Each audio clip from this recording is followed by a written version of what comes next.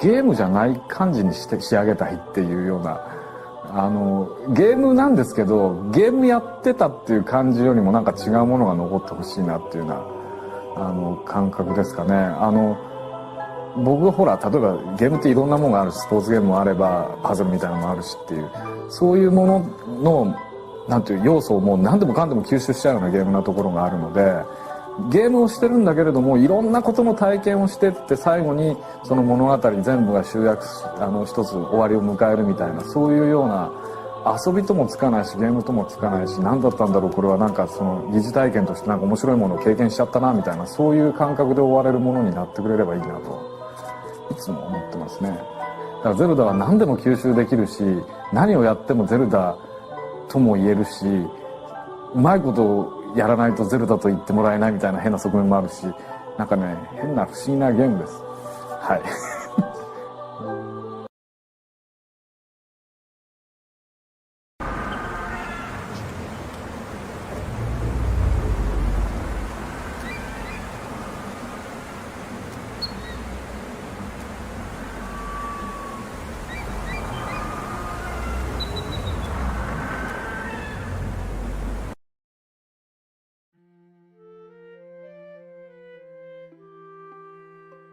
Eiji Aonuma's 5 directed Zelda games are a very over-discussed topic, like, in general. For reasons that we're going to get into, it's important to a lot of people to control the narrative about them, which you might also suspect this video is going to be an attempt at. What I would say is that these games are not perfect. They've got filler and problems. Even if they didn't, the medium is still very young, so making grand declarations about it wouldn't be enduring or impressive. So for the longest time, I never felt the need to say anything. But I realize now that most Zelda fans understand small surface level things, but in the end, they just can't see the forest for the trees. The director's intended interpretation ends up getting the same amount of focus and respect that some fan theory would. They like it, they think it's fun, but optional. Some people still believe it to be unfounded. Nobody's as angry as they really should be. They seem to think that everyone is just entitled to their opinion, which is textbook cowardice. I thought that I could organize things a little better, but I really can't afford to.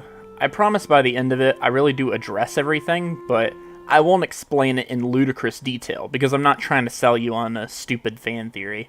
None of this is a theory. It's not apologetic in any way, and it isn't my opinion poorly disguised as a retrospective. This is simply The Legend of Zelda as it was intended by Eiji Aonuma.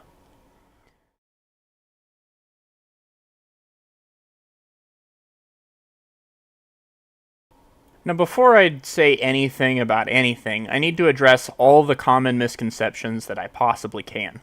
For Zelda, the very best source of misconceptions is Matthew Matosis, a painfully condescending YouTube critic. The story sets itself up to be a prequel to every other Zelda game to date, but doesn't accomplish anything with it. The most shocking revelation in the game is that Zelda is actually the reincarnated form of the goddess Hylia, a character who had never even been mentioned before until the intro to Skyward Sword. Starting with the basics, the very first Zelda timeline can be found all the way back in 1991 in this Famitsu article. A Link to the Past is mostly Takashi Tezuka's game, but the first manual was penned by Koizumi, who would later direct the first 3D Mario titles. This was just before Aonuma was officially hired, and in the manual you get to see a lot of different things that Koizumi and Aonuma would eventually work on together in their earliest forms. But I'll just show the timeline here first. Okay, so you've got Zelda 3 at the top, and then it says the original Zelda makes her first appearance. And then it also says Link's ancestor, ? Then after that, it just says Nagai Nengetsu, I think, which is just like a long period of years and months. That's all it is. It's interesting here that Koizumi is saying A Link to the Past is a time jump prequel to Zelda 1. Aonuma must have really loved this idea, because when he was brought on, he repeated it.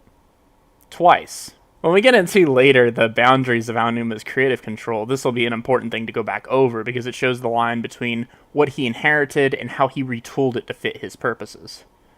In 2002, following the release of The Wind Waker, Aonuma would give this quote in a GamePro article. The GamePro article itself is lost to time from what I can tell, but it's been archived in this issue of Nintendo Power. Where does The Wind Waker fit in the overall Legend of Zelda timeline? In terms of the storyline, we've decided that this takes place 100 years after the events in Ocarina of Time. We think that as you play through the game, you'll notice that the beginning of the story explains some of the events in Ocarina of Time. You'll also find hints of things from Ocarina of Time that exist in The Wind Waker.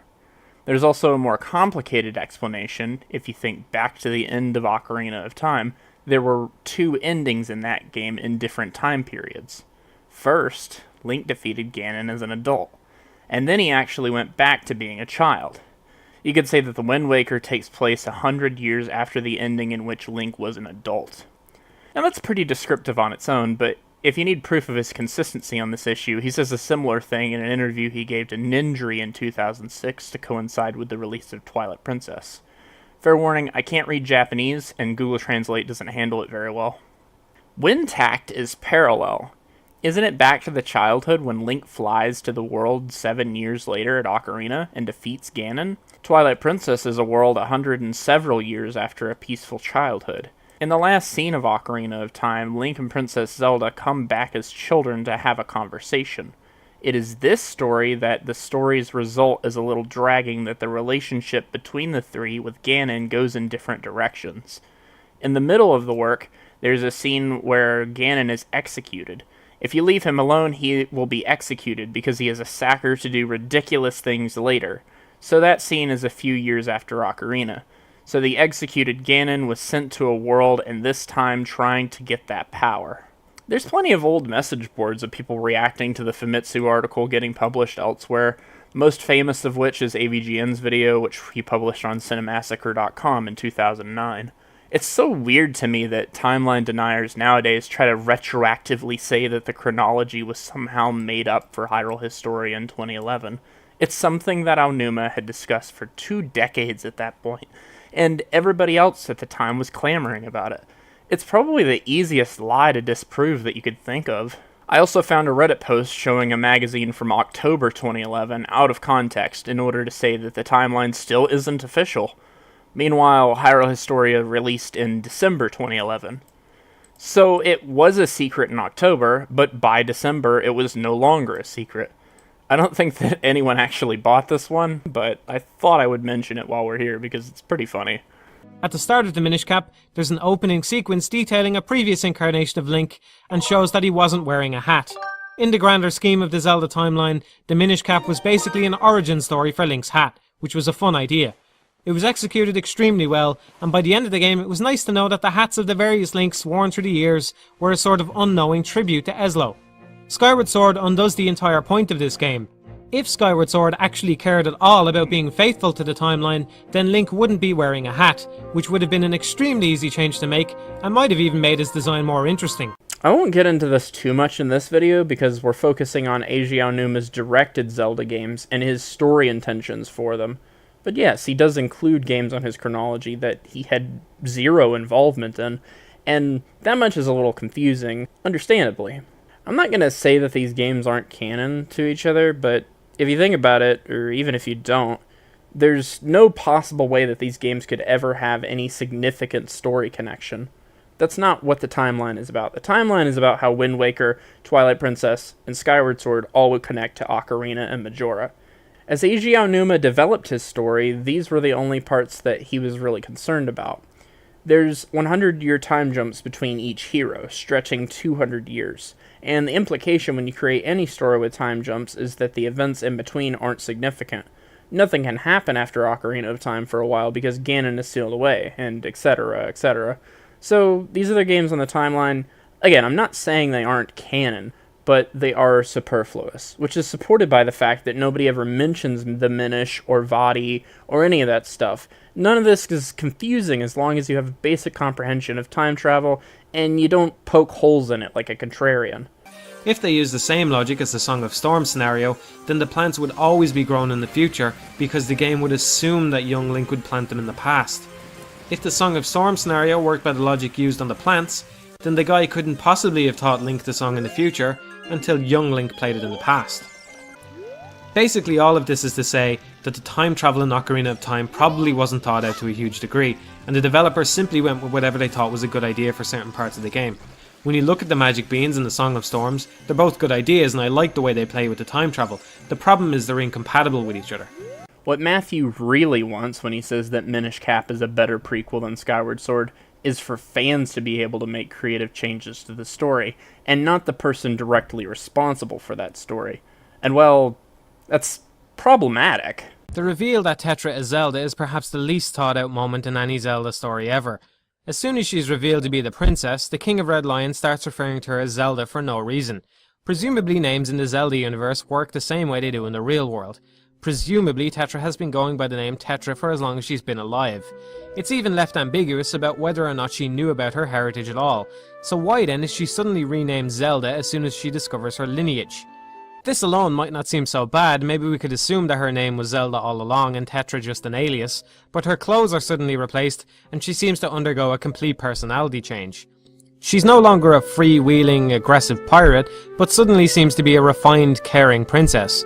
Even if we go out on a limb and assume that Zelda's personality somehow awakened inside of Tetra, then that's a pretty terrible fate in and of itself. It's as though Tetra was just a vessel to be overwritten. Does it not occur to Matthew that just because an event takes place later in the story, that doesn't necessarily mean that the storyteller came up with it later? I mean, think about it. Even if you don't know anything about Zelda, this information is obviously important to the ending of the game. He says that this moment isn't thought out, but he doesn't provide any evidence for that claim. Does he know who created the story? Can he provide evidence that they didn't think about it? Obviously not. He's just saying that to him, the scene doesn't feel like it was thought out. By definition, this can't be a shoehorn if that's what he always planned to do. I mean, it's made up, but everything's made up. So yeah, Tetra isn't real, Zelda isn't real. These are fictional stories. Again, what is this guy even talking about? The more likely answer is this is simply a shoehorned reference to Ocarina of Time, one of many that are in the Wind Waker for seemingly no reason at all. There's no time travel in the Wind Waker, Link has no connection to the previous one apart from his clothes, the game doesn't even take place in Hyrule, not as we know it anyway. Overall, the references to the Hero of Time and all that stuff feel pretty forced, and the Koroks and the Rito are the two worst examples. The idea of setting a game and was essentially a post-apocalyptic scenario of Hyrule is wonderful, but its attempts to continue on from Ocarina of Time seem incredibly half-assed and not very well thought out. It's pretty inappropriate to say that the races in Wind Waker need to have firmer connections to their Ocarina counterparts in order to be a fitting conclusion to the story. Their connections are loose on purpose. They had to endure the onslaught of a reawakened Ganon and then a giant flood. It's completely believable that they lose the majority of those ties. Actually, this is just a total misunderstanding of not only the plot, but also the themes and morals of the game. The moral and the whole point of the Wind Waker is that you should accept the past for what it is and build a better future. All the people, Hylians, Rito, Koroks, they've all shed their connections to the old world, and they live in peace above the waves, just as the gods wanted. Ganon insists that this was a cop-out and that the gods refused to save their people, but it's not true, they did what they could. Ganon's whole motivation in this game is to destroy the new world in wake of reviving the old one. He's protecting his heritage to the detriment of everyone else alive. You don't need an art book recapping that information to understand it. It's explicitly told to you in dialogue. And again, none of this is a fan theory, it's just what's in the games. Going back to what I said earlier about extraneous titles, Matt even complains about Phantom Hourglass for this very reason. The ending to the game sees Hyrule washed away with the kids' future left in their own hands. We know now that the story continues on in two direct sequels to the Wind Waker, those being Phantom Hourglass and Spirit Tracks, but taken on its own, I think this would have made a fitting ending to the entire Zelda saga. Games could have still been set before the Wind Waker to allow the series to continue, and some are, but the Wind Waker itself would have made a nice conclusion to the series as a whole. Ganon, Hyrule and the Master Sword are all lost beneath the waves, and life moves on. It would have made for a nice ending. And he catches it here.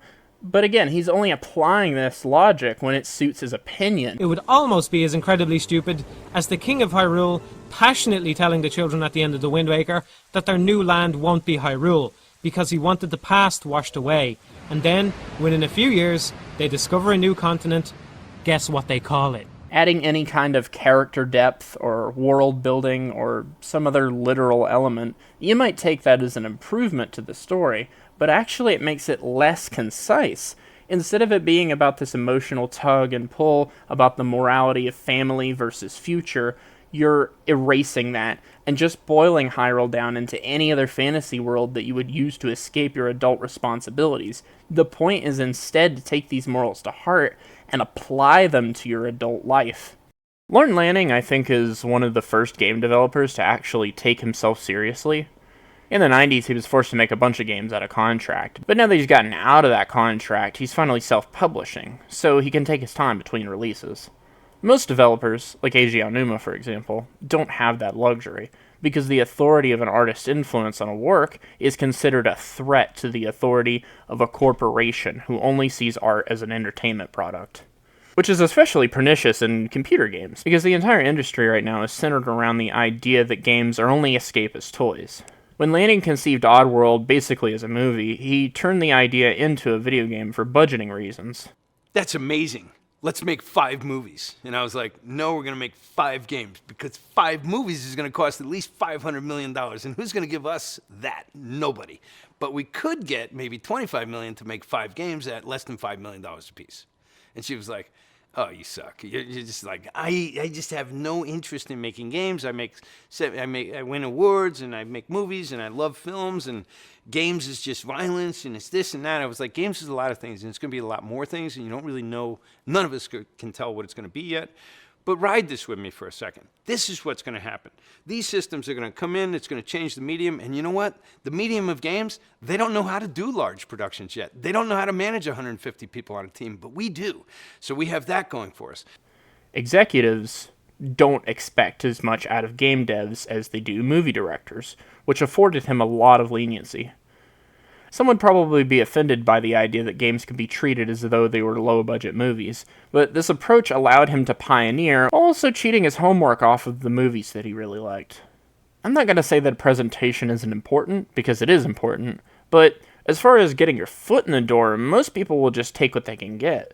The people who end up pushing the frontier of technologies, in the beginning they were just industrious storytellers who wanted to have their story told, by whatever means necessary. They're just trying to get their point across, the story, of course, being the ultimate point.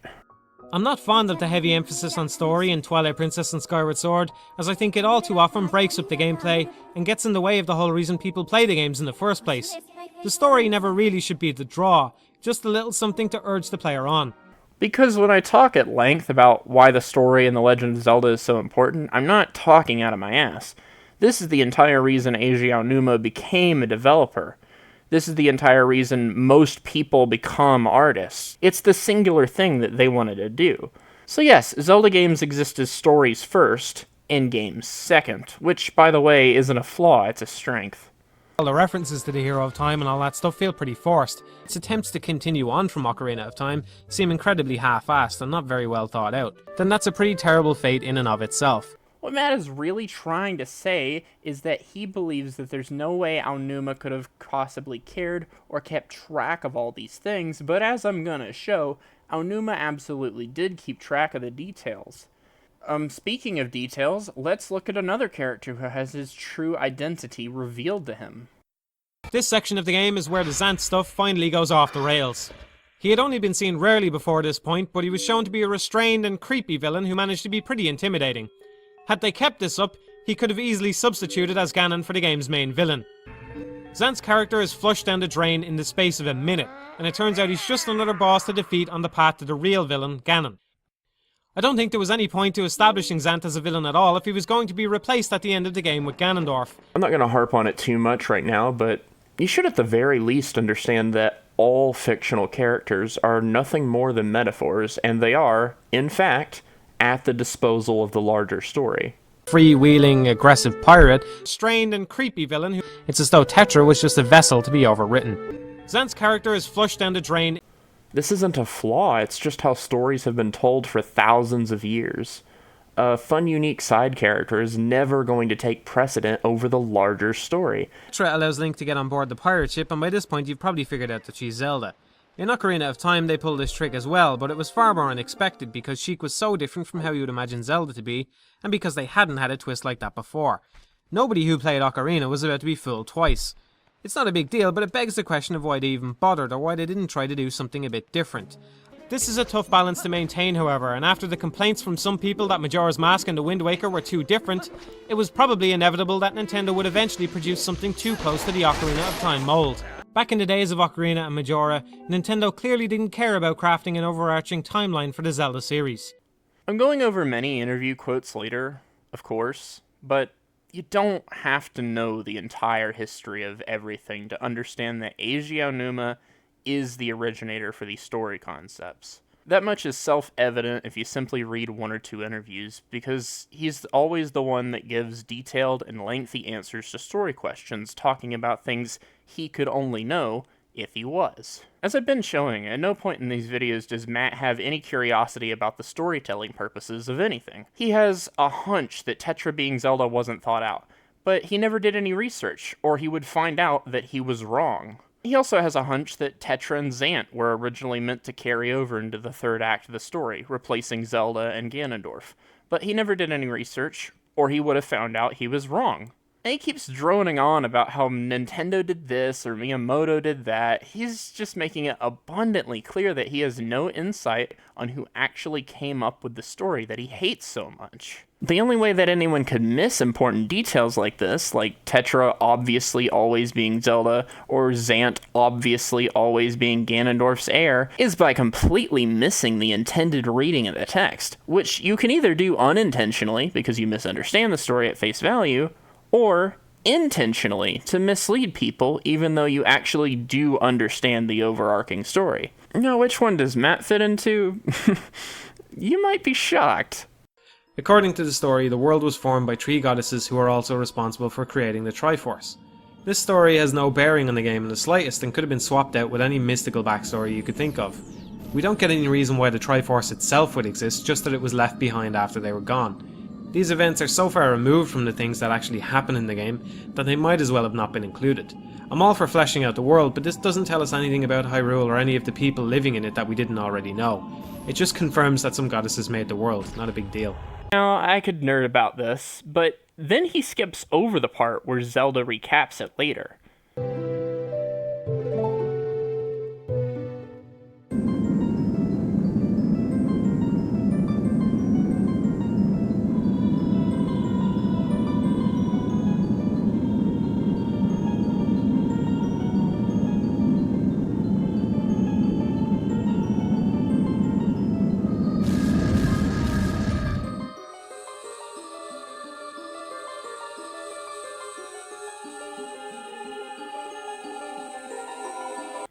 And then when Ganon seizes the Sacred Realm like they had been talking about the entire time, he says this. The Ocarina of Time opens up the Temple of Time, where the game will skip forward 7 years into the future. There's a bit of an unnecessary cutscene where Ganon tells how this was his plan all along, blah blah blah, and then a bit more exposition. Just as it was in Wind Waker and Twilight Princess, none of this stuff is optional to the story of Ocarina of Time. Matt wants to have his cake and eat it too, where he can ignore the story, because according to him it doesn't matter, but then when the story reaches a climax, and suddenly all of those things do gain relevance, suddenly it's this weird thing that comes out of nowhere. The truth is, it never came out of nowhere. Matt just wasn't paying attention. Like, check this one out. But this is just one element of a much larger game, and regardless of how you feel about the visuals, it's worth considering how well The Wind Waker stands up as a Zelda game, and as a game in general. It starts out on the appropriately named Outset Island with No, it doesn't start on Outset Island. I mean, you know full well that it doesn't. This intro explains all the supposed problems that Matt has with this story, and this is on the GameCube version where you can't even skip the cutscenes, so you've had to deliberately edit that footage out of your recording. I can't believe people take this guy seriously when he thinks that he can make a 40-minute video claiming to have some kind of insight on The Legend of Zelda. Meanwhile, every single blasted thing he says about this story doesn't contain any information in it. Matt, not only are you missing the entire point of the whole story, you're doing it on purpose. You know what the story is. You've proven that you know. We're told that Ganon has basically won. He's got his hands on the Triforce and took over the Sacred Realm.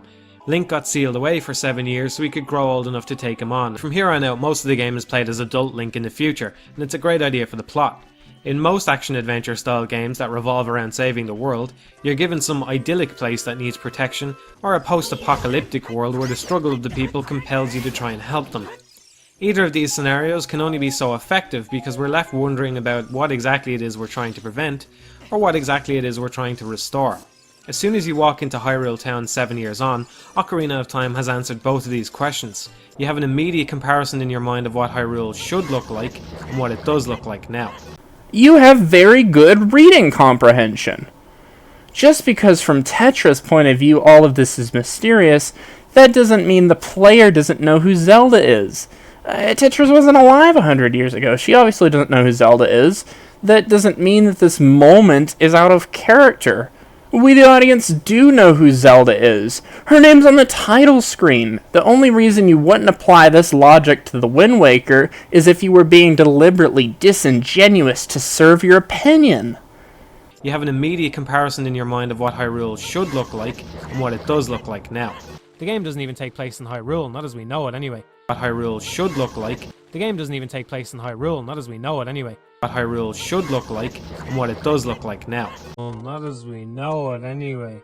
And what it does look like now. But as previously established, the moral at the end of The Wind Waker is that you should accept the past for what it is and build a better future. Twilight Princess, being an alternate ending to the story, is now inverting that moral. Now, Link is the one protecting his heritage and saving his family, and Ganondorf is the one creating a future for himself in spite of his past. The shoe's on the other foot, but interestingly, Ganondorf is still in the wrong. This is the thematic purpose behind the timeline. At this point, I really have no patience for the people who pretend like the timeline is inconsequential or confusing, because its purpose here is obvious. Twilight Princess is a poetic inversion of Wind Waker. That's the whole reason that they're both sequels to Ocarina of Time. Now you're able to explore, on an emotional level, both sides of the same coin. It's fun and interesting, and it's very sad that a lot of people just can't be bothered. But anyway, how does Aonuma pull all this off? Well, Zant is the key here. Notice that Zant doesn't have to beg Ganondorf for powers or anything. Ganondorf actually comes up to Zant. Let's think about this for 2 seconds. Why Zant? Well, Zant must be special, right? Remember how Tetra is the next Zelda after her mother? Well, here, Zant is the heir to the Lost Gerudo Patriarchy. He's the third male Gerudo after Groose. Once again, this stuff would be totally obvious if Matt simply read the text on screen. You know, thank God it's actually on screen this time. If this was really a retrospective, like it says in the title, wouldn't it contain information that Matthew would only have access to in retrospect? You know, like an art book that explains the story in black and white detail. But no, just to make sure he's been contrarian to every single point made by Hyrule Historia, since that's the true reason he made these videos, he's going to insist that Zant was always supposed to be the main villain of Twilight Princess. With no evidence, mind you. I mean, seriously? I mean, I'm not trying to be mean, but you don't have to make fun of these videos. They just make fun of themselves. It may be a case they only made this decision because they knew many players would be replaying the game and thus would be ready for hard mode, but I hope they seriously consider this for the next Zelda. At the end of the game, you're taking on multiple Darknuts at once, who do several hearts of damage if they manage to connect. There's a concerted effort by Matt to overgeneralize and downplay everything, not just the story. He's constantly acting like he's too good for the game. And if that's how you feel about video games, that they should have to earn your attention and respect, you know, that's a matter of personal taste. You can like whatever you want, but don't delude yourself into thinking that attitude makes you superior to everyone else. Now, like I said, most fans these days already know most of this. Matthew is a huge outlier. But at the end of the day, even the fans who are aware just aren't seeing the bigger picture, so we need to keep zooming out. And there's a huge prerequisite before you can truly appreciate Twilight Princess as the first proper revision to Zelda's chronology.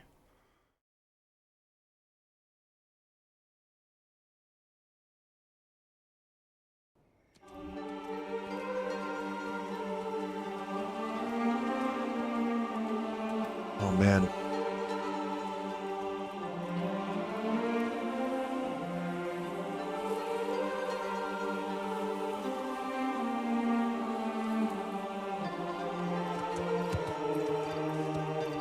Yeah, I think this is going to be a fun playthrough. Anyone here never see this? Also, thank you for the host, Mike. Hi, everybody. Oh, so there's a lot of people who have never played this game. I think you'll enjoy this. This is going to be one of those playthroughs I think you might remember for a little while. Not because of me, but because of the game. It's just one of those games.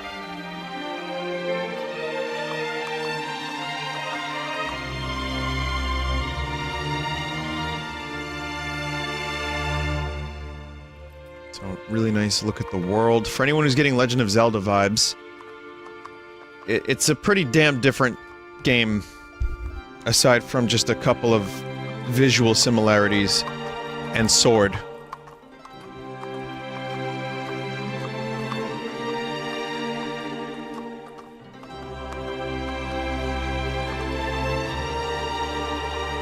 And horse, and bridge, and castle. And bow, and climbing. Oh, and Zelda is in this. And Link. And Epona. And Ganon. Alright, I'll stop.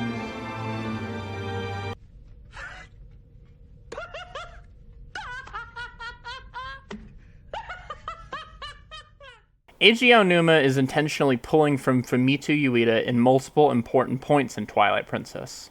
In Skyward Sword, and even as early as The Wind Waker, Ico itself was in large part a love letter to Ocarina of Time, so the correct way to interpret all of this is as a reciprocation. Two artists coming to an emotional agreement about something. They're bouncing ideas off of each other and making little notes in the margins. The big one that I always point to is this one, the spiral staircase inside the tower. Aonuma's making you think about Yorda from Ico, and he wants you to compare Yorda in that game to Zelda's role in this game. A pale, fragile girl hiding in the shadows. This is exactly why Ganondorf's first phase is fighting Zelda as a puppet.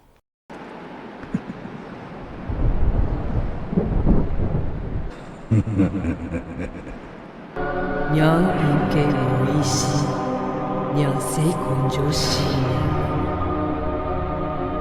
？sok，hinyo sashi iwo konsa。我丢来了了都，来个给老一点。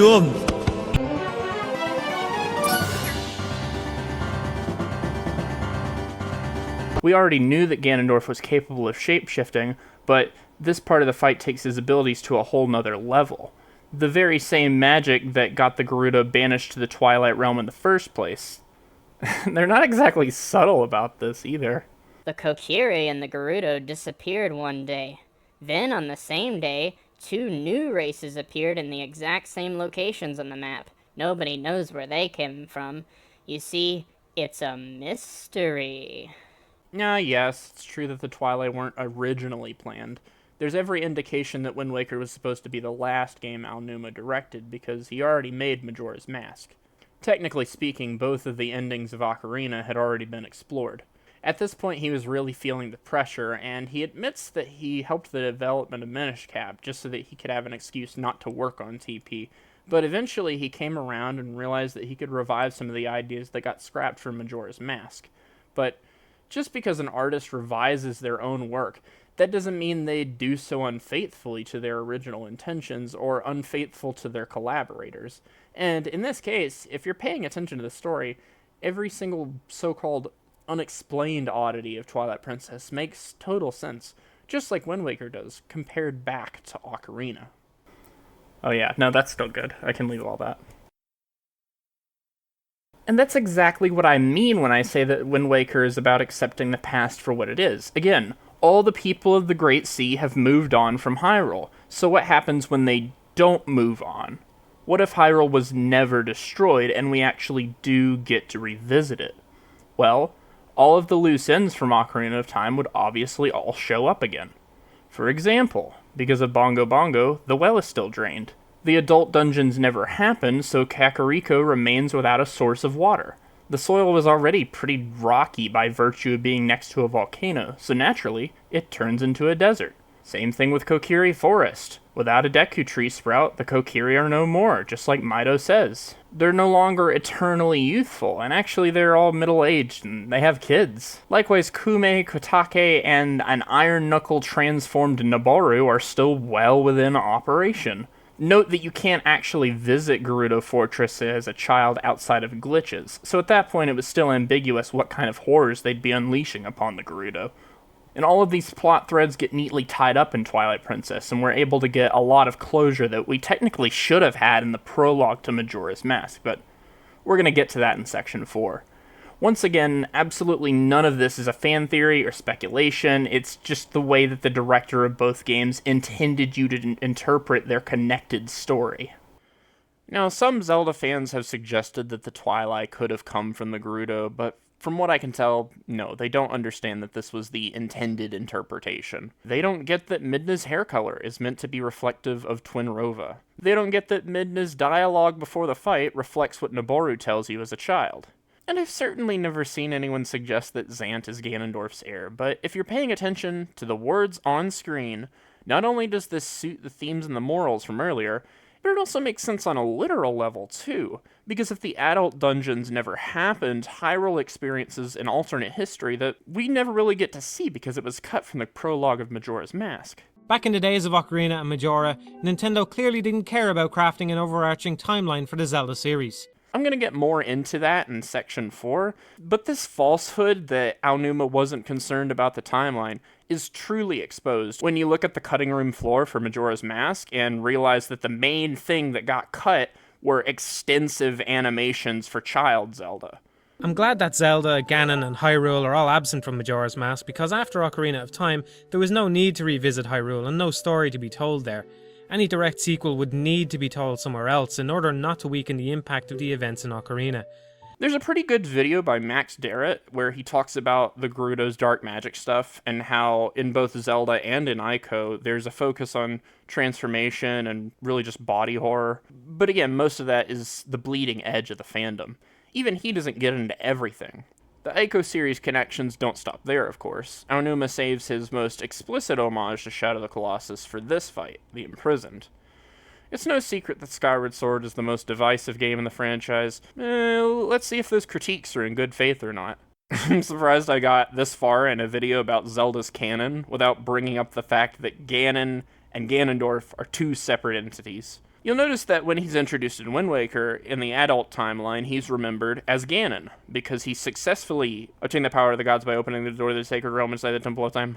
Whereas in Twilight Princess, he's remembered as Ganondorf, because he did not successfully obtain the power of the gods by opening the door to the sacred realm inside the Temple of Time. Ganondorf is the patriarch of the Gerudo people, the king of thieves, whereas Ganon is the pig-like demon that he transforms into. You don't even have to know any of the story to know that. You can just read boss names. It tells you, explicitly. So the reason that Demise isn't called Ganondorf is because he isn't Ganondorf. More accurately, he's the precursor to Ganon. I don't know if you noticed, but the fact that Ganondorf transforms like this is a curse. Transformation curses like this are all over Zelda, so we can understand his condition by comparing him to similarly afflicted people. So anyway, if Demise is a thematic exploration of Ganon's greed, separated from his arrogance, who exactly holds his arrogance? Groose is all arrogance and no greed. He's got red hair, golden eyes, and he starts out as your school bully, but later turns into a hero, helping you suppress a demon from corrupting a temple by pushing it into a big hole in the ground. Now, if you can't figure out what that's a metaphor for, honestly, I give up. Yeah, this is a long video, but I value my time, and I want my audience to value their time too. So as you can see, Zelda's connections to Ico and Ico's connections to Zelda are not optional pieces of this analysis. It's not optional. If you didn't know any of this, I'm not going to say that it's okay, because I don't think it's okay. The only reason Nintendo fans don't know any of this is because all their gaming experience exists in a bubble. If you grew up with Nintendo, there's a good chance you never leave Nintendo, and more crucially, you never actually grow up. Instead of complaining that Skyward Sword was boring, what people should have said at the time of its release is how bold it actually was. And no, I'm not saying that out of any kind of bias or prejudice. This is one of the key things that holds video games back from being appreciated as narrative art.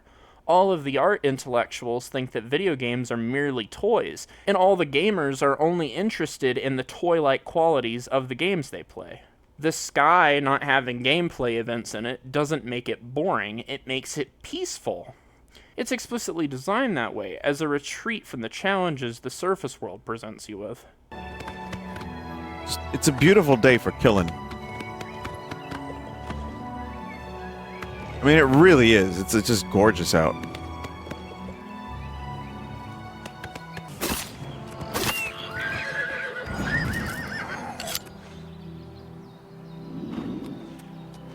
Man, I would hate to live in this world. Honestly, Skyrim and Cyrodiil, just the Elder Scrolls universe, must, like, fucking suck to live in. Just traveling to, like, random little... Going from one town to the next. Oblivion gates open up. Dragons fucking appear from the sky. Bears are just bearing around. You should see what it's like to live in Morrowind. I believe it. What game's universe would you want to live in? I don't know, like, Animal Crossing? So you can see Scoot? That's yeah, I guess, maybe. Wind Waker is jumping off with the same concept in a different way. The world is long dead, with everyone having moved on. Skyward's approach is pretty much just Wind Waker in reverse, where now the new world is the one that's entirely uninhabitable, and the only vestige of hope are the ignorant island dwellers from before. In order for the origin to matter, you have to show, not just in the story, but also in the gameplay, the difference that Hyrule and the Master Sword must have made in their world to make them legendary changes to the world in the first place. So things are going to be drastically different, and then by the end of it will be much more recognizable, because that's how origins work. None of that is my opinion, and it's not arbitrary. They're the explicit design goals the director of the series had set for these games. As much as this is reflected in the way that people at the time responded to Skyward Sword when it came out, I think that it should be obvious that if they just think about it, if you're experimenting with an interactive medium, the main thing you'd experiment with is how interactive it actually is. Which means that Majora's Mask can be very demanding and require you to interact quite a bit. And then you have a game like Skyward Sword, where it gets more challenging at the end, but starting out, the interaction it demands is a lot more loose. This way you have a clear transition, and the action parts have more weight, since we know what things were like when they were peaceful versus now. Most people aren't stupid enough to misunderstand this, they just refuse to apply it to Skyward Sword. Skyward Sword, just like all these other games, is great, and it's pretty sad to me that most people cannot be bothered for it. Aonuma was able to maintain a relative creative control over the Zelda series, a very expensive project, and the design decisions were true to the personal impulses of an artist, not some programmer, so that the end result can actually be emotionally meaningful and not a simple toy that makes lights and noise when you kill the bad guys. What other topics do we have? What? No, you make games. You don't like the Switch? I don't have faith. Okay. I have no faith. Now, you're telling me that you don't have faith in Nintendo to come through with the games that you believe that they can, to work out something with some third party. You're telling me that? Yeah. Where is Nintendo that was really, the emperor of the industry? It wasn't many years ago, we was in the marketplace. Nintendo, Hollywood Reporter was writing the most successful entertainment company at all time, right? Of all time. I mean, the comprehension of that was unbelievable. So you go Paramount, Universal, Warner, get out of the way. Disney, get out of the way. Nintendo's here. Nintendo. You're like, what? How is that possible? And in this short amount of time. How quickly it all changes. Yeah, so they have the cash to fix it. Yeah. They have to have the will. Which really puts it more in like a music category, right? if I loved Pink Floyd or The Doors, it doesn't matter what new device is out there. I can go buy it, right? Because it's the content that's important. And finally, we're getting past, are you taking advantage of our new chip? And if you're not, you can't be on this console, right? We're getting past all that because what people really care about is games, great content. And it's not the latest 3D bell and whistle. There'll always be an audience that wants to exploit that makes that exciting. But not at the expense of all the other possibilities. I feel like right now in the early days of Switch, that's what you're seeing, is that there's people who have the Switch and are hungry for games to play. Well, how big is it? How big is the audience? Exactly. What is it? 2 million units? 2 million. Yeah, right. That's what they wanted to hit by. Yeah. So let's take 2 million units, right? Now, do you ever sell in 10% of the installed base?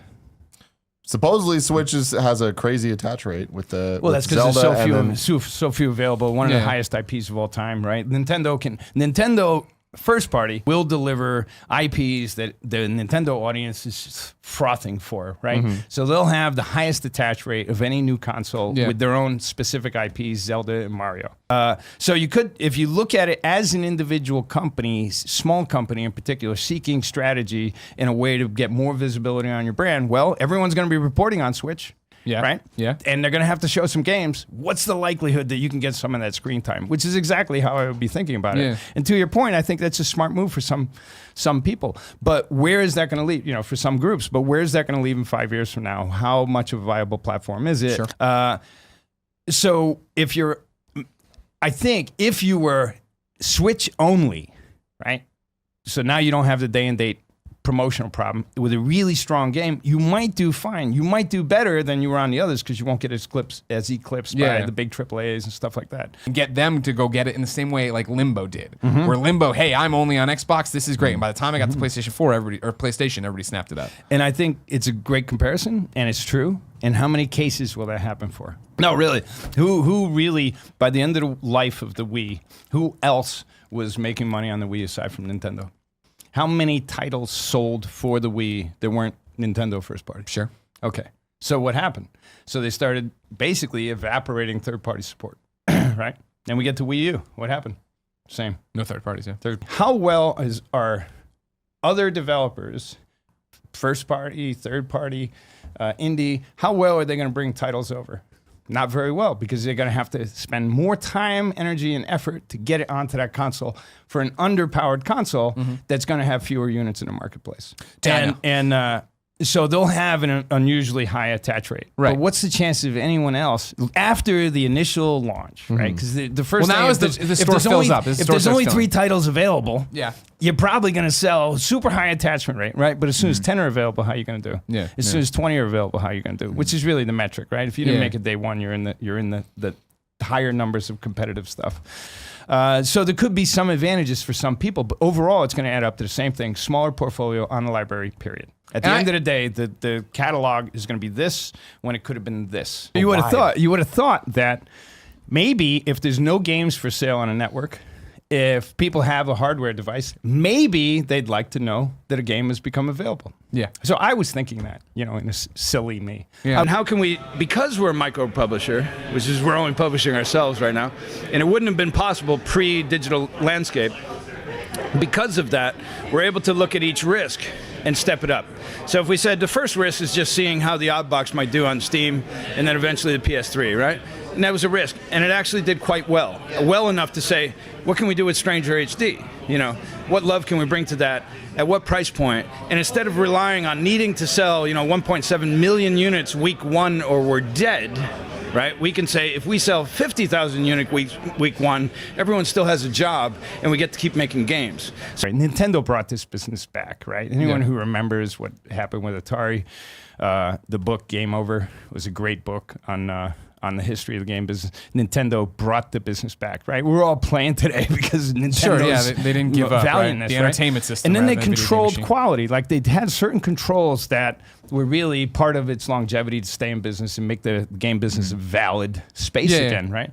And now those controls, they really need to get 21st century about it, and they're not. They're still thinking in this antiquated way. And so what I see is the motivation, as long as these policies don't change to be really 21st century policies or Web 3.0 policies, where you're looking at other companies to build businesses on the back of your business. That's the key, right? eBay figured it out pretty easily. Amazon figured it out. You can go have stores there. You can do this. The rest of the networks figured it out. And you can manage and you can get to know your customer better and you can use their platform as a business builder, but you have to have some leniencies to understand who your partners are. And how can we, because we're a micro publisher, which is we're only publishing ourselves right now, and it wouldn't have been possible pre-digital landscape, because of that, we're able to look at each risk and step it up. And instead of relying on needing to sell, 1.7 million units week one or we're dead, right? We can say if we sell 50,000 units week one, everyone still has a job, and we get to keep making games. So Google Store, Android Store, PlayStation Store, Xbox Store, Steam, right? Yeah. If you've got something really good for that hardware platform, they'll promote it. Not Nintendo. Are they going to really pull it off at that next level, or are they settling? And you can't really settle in this business because someone's going to eat your lunch, right? Microsoft's a public company. Sony's a public company. They're all focusing on how to eat more of the other guy's lunch, right? You come in with an underpowered piece of hardware, doing it on a cartridge, having different promotional rules and constraints that are policies. None of those things are adding up to faster growth. But the thinking has to change. So the biggest problem I see at Nintendo is the thinking. I mean, personally, I think he killed Iwata. Really? That he couldn't move the organization into a really successful arena, right? And what just happened with Mario on mobile? Not what they thought. Yeah. So the first time Mario basically goes to a non-Nintendo-centric piece of hardware, what happens? Doesn't meet expectations. I think they're testing, I don't know this for sure, but this is my guess. They're testing the waters on mobile because maybe they become a mobile-only company eventually, right? Which is kind of what the Switch is indicating. And then they're building off of an Android-ish type of environment, which is not the strongest for gaming. Sure. Right. Well, I mean, all the mobile. It's back developers to will the tell you wonky stuff in the OS and stuff. The fact that there isn't an online eShop isn't up and running in the way it should be with Virtual Console. There isn't an online infrastructure yet. It's going to be there. Mario Kart. We have fucking crashes every 3 days. Right. If you have an organization that's so embedded in this antiquated thinking of the 20th century, we will control the hardware, we will control the cartridge manufacturing. If you don't release on our subpar hardware day and date with your other games that on your other platforms, that you're going to have to squeeze down to like a third of the capacity in running in memory and all, and that means rendering. I mean, it has a lot of implications, right? Yeah, Nintendo first. So unless you do all that, even if we have a total drought in the store and no products are available for our audience, we really don't give a shit about them because we're not seeing what we want as a policy, and so therefore we're just not going to really talk about you. And finally, we're getting past, are you taking advantage of our new chip? And if you're not, you can't be on this console, right? We're getting past all that because what people really care about is games. I don't want this to be an Al Gore story, but I got to do it anyway. We were going to do a network of games, and it was going to be based around the Atari 800, and we were going to put modems into closets in every area code and link them together with T1 lines. And the IP, the stack, the address stack, is so close to the IP stack. And I can remember having a conversation in the conference room where we said, we're not going to have the bandwidth to be able to do the games and talk, but will people type to each other? Everybody said, no. People aren't going to type, And anyway, after I left Atari, they killed that project. We had the fastest modems in the world that we designed. All that technology was sold off to US Robotics. And I'm convinced that had I not sold Atari and had kept and deployed our game network, it would have turned into the internet. I would have owned the internet. But I didn't, and I don't. So, anyway, woulda, shoulda, coulda. What other topics do we have? What? No, you make games. You don't like the Switch? I don't have faith. Okay. I have no faith. Now, you're telling me that you don't have faith in Nintendo to come through with the games that you believe that they can, to work out something with some third party. You're telling me that? Yeah. So But wait. it's due to experience. There are plenty of famous actors and directors who've lent their names to movie-like games, but Oddworld's co-founders Sherry McKenna and Lorne Lanning are from a world of special effects and theme park rides. They left behind big budgets and state-of-the-art equipment because they never had full control of a project. When you are the vendor, the client thinks that they know more than you do about what you're basically doing. So you'll have the suits come down and say, yeah, that looks great. Can you make it blue? And so basically, my whole career has been spent listening to other folks tell me how to do what I'm supposed to be an expert at doing. Most of the development community, not the game buyers, but the development community said 3D is what's going to make better gameplay. Well, they're wrong. And game players today know that they're wrong because they've got 100 games on a shelf that aren't as good as many of the games they used to play in 2D. 3D is not that important right now. Eventually we'll go 3D, but right now what's important is making better gameplay, and that's where so many people have missed it entirely. So it's really, Oddworld was always about sustainability in its content, right? A lack of a sustainable world. Because really, when we looked at the world, and this is what I felt, we're screwed. We got big problems. Now, today, those problems are more obvious to everyone. When I first started making this stuff, people were like, you're anti-capitalist. And I couldn't say, yeah, you're right, but they were, right? Because everyone thought it was still a good thing. I knew other things were going on, and we had big problems that we have to start dealing with, and that inspired the content. And so what we have today, what this relationship is truly a micro-publisher, because that's what we are. If you see it coming from us, we're paying for it, right? Quite literally, there's no one else is funding this stuff. And so in that relationship, the agreement, the deal is that the profit that can be made on this goes into the bank to fund new projects. Right? They're not funding Ferraris and gas for the G5, right? It's about new content. And what people really care about is games, great content. And it's not the latest 3D bell and whistle. There'll always be an audience that wants to exploit that makes that exciting. But not at the expense of all the other possibilities. And these games aren't even that dense with story. And like I keep saying, they explicitly tell you this stuff in dialogue. It's impossible to miss. Unless, of course, you just don't believe that computer games should be considered narrative art. The Ico series connections don't stop there, of course. Aonuma saves his most explicit homage to Shadow of the Colossus for this fight, The Imprisoned. It's no secret that Skyward Sword is the most divisive game in the franchise. Let's see if those critiques are in good faith or not. A story in a video game isn't just the dialogue. It's the visuals and the level design, and all 5 of these games have extremely strong ludonarrative harmony. The different art styles are also simply a reflection of Aonuma's fascination with the way that visuals and mechanics intertwine together. It's true that TP's art style leaning more realistic was a response to criticism.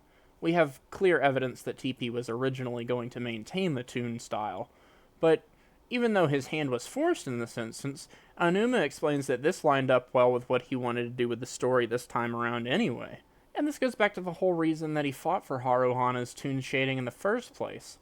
Twilight Princess's cliffs gleaming in the fog with castles in the distance make it look straight out of a Fumito Ueda game. It honestly makes me tear up a little bit, knowing that there's a AAA first-party title that has an explicit nod to such a small studio. And later on, when he makes Skyward Sword, he made sure those visuals emotionally agreed with both Ueda's stylings and Haruhana's stylings, again, preserving the ludonarrative harmony. You'll notice that there's a consistent juxtaposition in Zelda for immature adults and mature children, which I would personally attribute to Koizumi, but I'm getting ahead of myself again. You play as an adult Link in the child timeline, and you play as a child Link in the adult timeline. But Ueda's influence doesn't stop there, and this one might even be more obvious than Ueda's Tower. The Imprisoned, the single Alright, I stopped at 86.